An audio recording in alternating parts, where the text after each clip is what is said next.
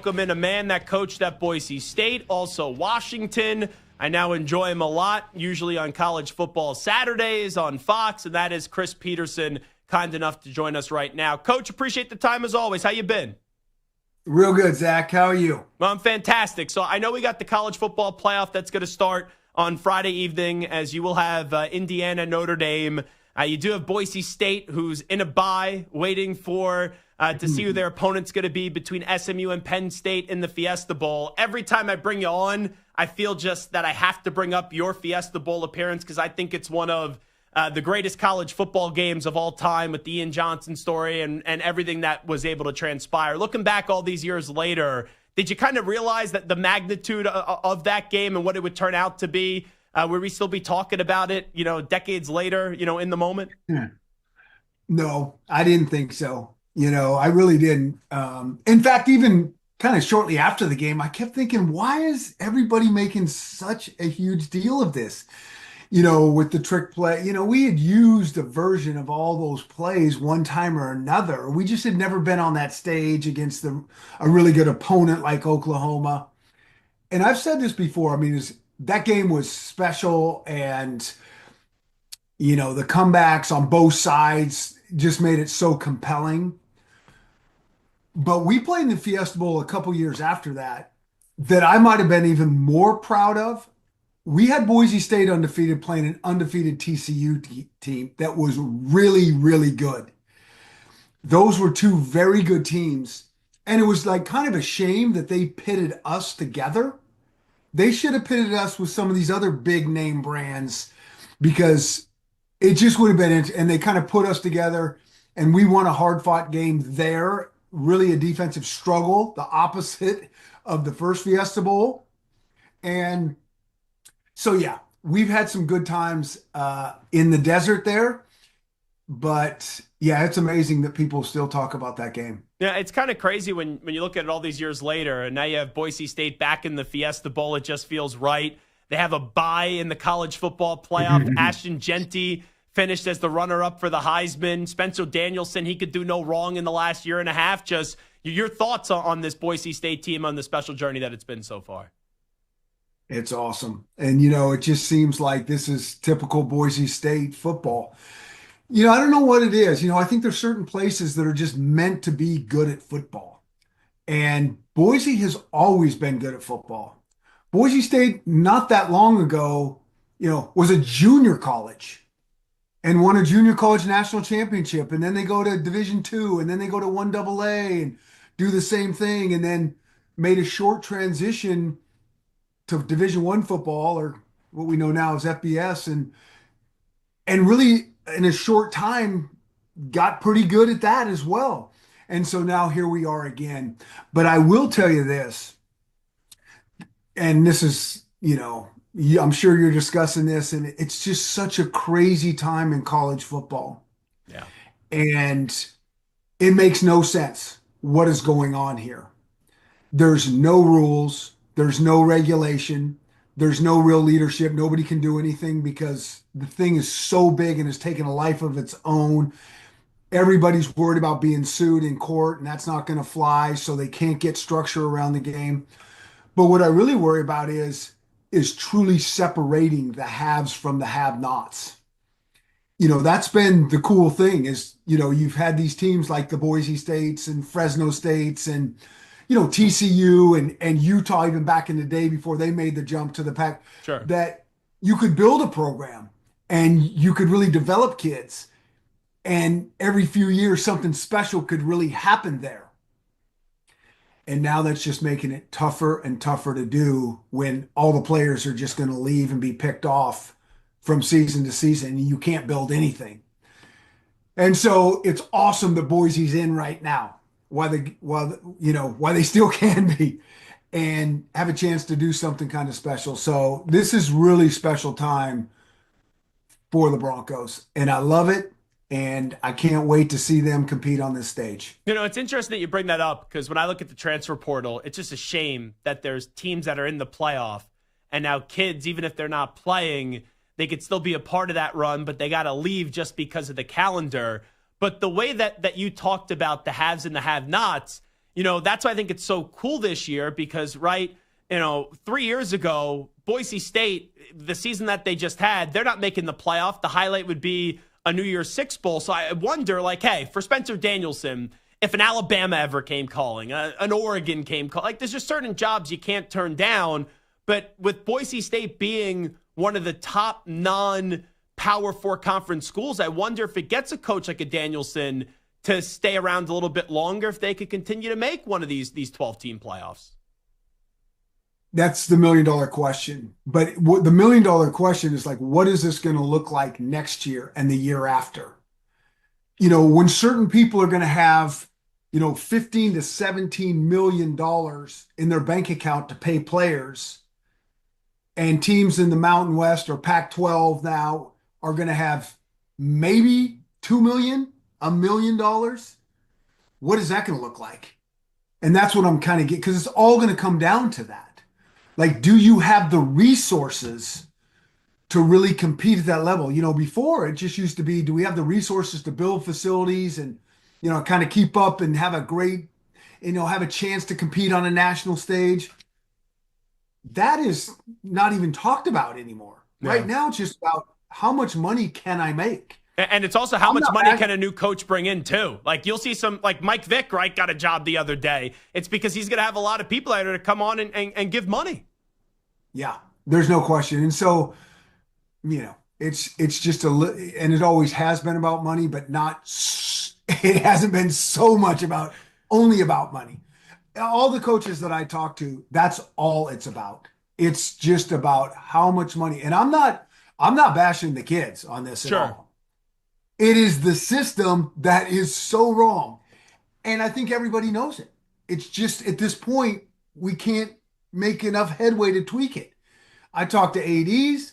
I talk to coaches. I talk to coaches within the week that are in the playoffs that are miserable, trying to keep their roster together because supposedly they've been told they're worth more now than they were, 3 weeks ago. And so all they're doing is negotiating with their players, trying to keep their roster intact, and they're trying to get focused to play in a playoff game. Tough time right now. Coach Chris Petersen here with us. I'll tell you this. I think it's more likely that you would rather be the next commissioner of college football than return to a college football sideline and coach again. That is a great question, but I will tell you this commissioner that everybody talks about that we need, which we do, that is going to be a really hard job too. I mean, you talk about some decisions, it's one of those jobs you can't be right? It's like, what is going to be done for the greater good of the game and the kids? And that's going to upset a lot of people. And so, but yeah, I mean, we need to get some decision makers. And there's some really smart people involved with college football right now. These commissioners that run these different leagues and the ADs, there's some really, really talented, smart people. It's just like handcuffed right now. Well, if you want to be the next commissioner, I'll be your PR person. All right? Yeah, we can do that. So I appreciate it, though. Coach Chris Petersen here with us. I'll ask you one more thing about Boise State, then we'll go around some of the other matchups. The Heisman Trophy reaction. Were you okay with it going to Travis Hunter? Or did you think that Genty should have won the award? Now, you know where my colors lay, so I was rooting hard for Ashton. I mean, here's the thing. I mean, and I think this word is so overused. I'm embarrassed that I'm kind of using it. Oh, he's a generational talent. I think, though, that we have two just so unique players in Travis and Ashton that we haven't seen in a long, long time. I mean, when we're talking about comparing Genty to Barry Sanders, I mean, I've been hearing that, and then you got this two-way player that is like all league in the Big 12 on both sides of the ball. I mean, these are rare cats, and it's been so fun to watch them. I think it's, so it's hard to, to say anything like Travis shouldn't have won that. I was pulling for Ashton, I mean, all the things that Boise State's always having to work against. Now they're on that national stage there and they got a player that deserves that award. but congratulations to Travis. And those are two really good players. I think the other thing that's really cool about the Heisman, it wasn't dominated by the SEC or, even the Big Ten, and it wasn't all quarterbacks. It was really a lot of this buzz about these two players, which made it really unique to watch this thing unfold as well. Coach Chris Petersen here with us. Get into the matchups that start out this weekend. Friday night should be some scene and potentially snowy South Bend, as you do have Indiana up against Notre Dame. Notre Dame had that terrible loss earlier in the season to NIU. They haven't lost since. Their run game has been awesome. Xavier Watts is just arguably the best defensive player in the country. And then Indiana, they had that one big game up against Ohio State, and it didn't go their way. And then this is a redemption story for them. I can't wait for this one on Friday night, Coach. I agree with you. And this might be the toughest game to predict what's going to happen out of all of them that are going on, even on Saturday. But this is the beauty. I mean, so as much as we're kind of bashing college football right now, or I was, one beautiful thing is this 12-team tournament. Because both these teams right here, if we're at the old 14 playoff, we're not talking about them. And these are two really good teams to talk about. And both these teams had, Notre Dame had the stumble that is really kind of hard to explain, except for that's the beauty of college football. And they're still like that one stumble doesn't take them off the big stage. So I love that. And then the fact that Indiana has done what they have done and then lose a hard-fought game to a really good Ohio State team at their play, and they're still in the mix. So this is really fun, and this is a good story about college football that we're talking about these games. I can't wait to see this. I've been thinking about these, and it's, you kind of fill out your bracket trying to predict how this bracket here is going to look. It is really, really hard to do. Yeah. I think the one thing that is probably going to influence and who's going to win the national championship, I think it's going to be whichever quarterback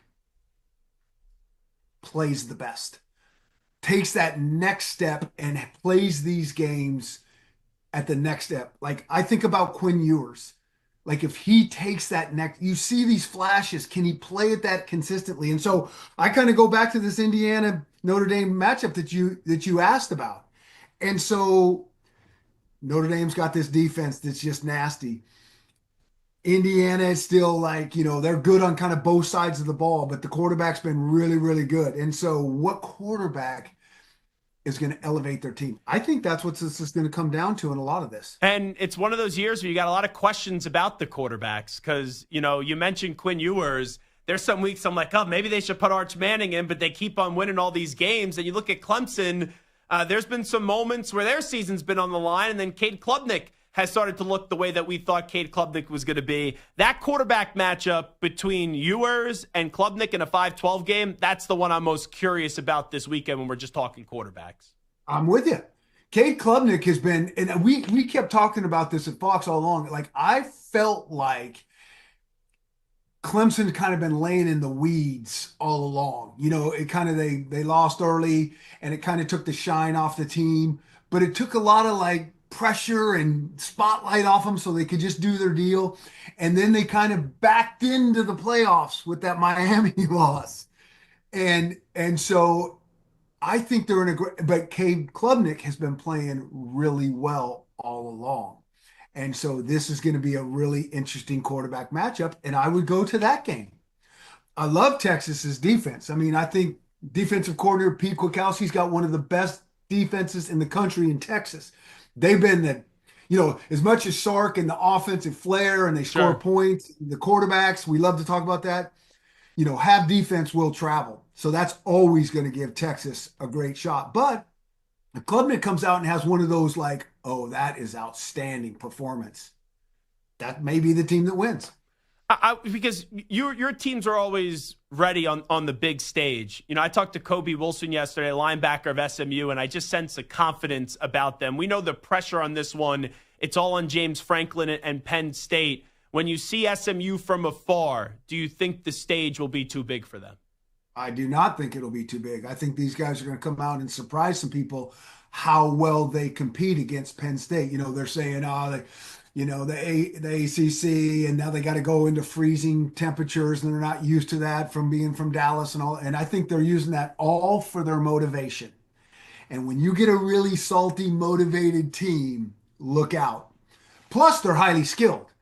And so I think this is going to be a really interesting matchup.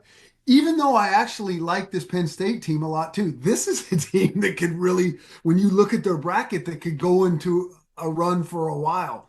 But I think all these games are going to be really, really competitive. And as I say that, they probably won't be because that's college football for you. Yeah, I hope not. I always make that joke in college football. Whenever we think it's going to be a monster weekend, it isn't. And whenever we think it's going to be a dud, it ends up being the best weekend. Just look at Alabama and Vanderbilt this year. No one was talking about that game. And then, boom, that's all we do is talk about it. Before we let Coach Chris Petersen run, I got to get to Tennessee and Ohio State. Ohio State, I just wonder where they're going to be at mentally a few weeks removed from the Michigan game.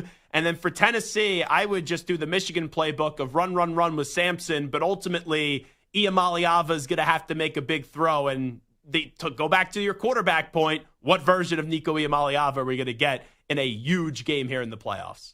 I think this is going to be the good one because I think everybody's kind of waiting to see what is Ohio State going to look like.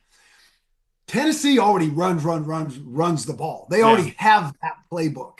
Now they can throw it a lot better than Michigan could. So that's where it gets real interesting. But I mean, for me, early on in the year, I was kind of all in on this Ohio State team. I even, the one college prediction that I made right early on is I thought that Oregon would beat Ohio State in Autzen Stadium because I've been to Autzen Stadium too many times to know what a tough venue that is. And so that happened. I thought that they would play again in the Big 12 championship. That did not happen. And I thought Ohio State might have a chance to get them on a neutral field. To me, this all comes down. I still think Ohio State could do some damage in this thing. It's all mental. The thing that I never like is an all or none situation for any team. When you push your chips on and it's an all or none, you push all your chips on and say, this season is a disaster if we can't beat our rival or we don't win at all. I just don't, and I know the standards at Ohio State, but I never subscribe to that philosophy. It's all about maximizing potential, playing to our potential. The sum of the parts is greater, and it's never about we got to beat this one team or this is it. Because there's too many things that are out of our control, from injuries to the opponent having some say into it. And all I think that does is put so much undue pressure on these kids that they're not going to play their best. And I think you saw that in the Michigan game.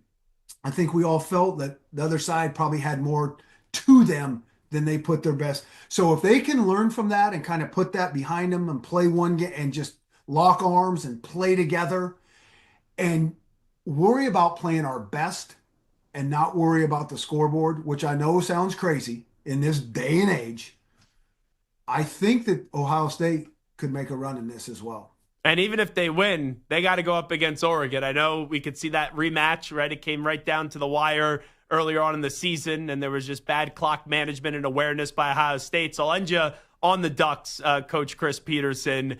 I love Lanning. I said this to his face once, and I know it may not sound respectfully, but I'm like, you are a football psycho. Like, you get on the sideline and just something overtakes your body where you just had that look to you where it's football, football, football. He wins a national championship this year with no Saban in the sport. Harbaugh no longer there. I know Kirby, obviously has had so much success, but he's not Mr. Personality. Lanning, to me, when you talk about face of college football, he wins it all this year. He's going to be that guy that we look at as the next face of college football. Your thoughts on him as a coach?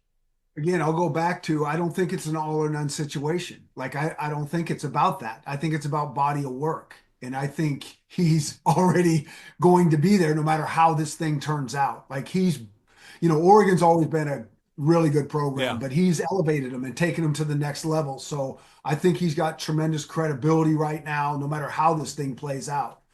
But we go back to quarterbacks again, and we started with the Heisman Trophy candidate. Like, my first question always when we're talking about the Heisman Trophy. Who are the quarterbacks? Well, I throw it back and I'm like, well, what is this award anyways? What are we talking about? What is it? Like, how is it the best unique player in college football? Is this the play, the player on one of the elite teams that they can't do without?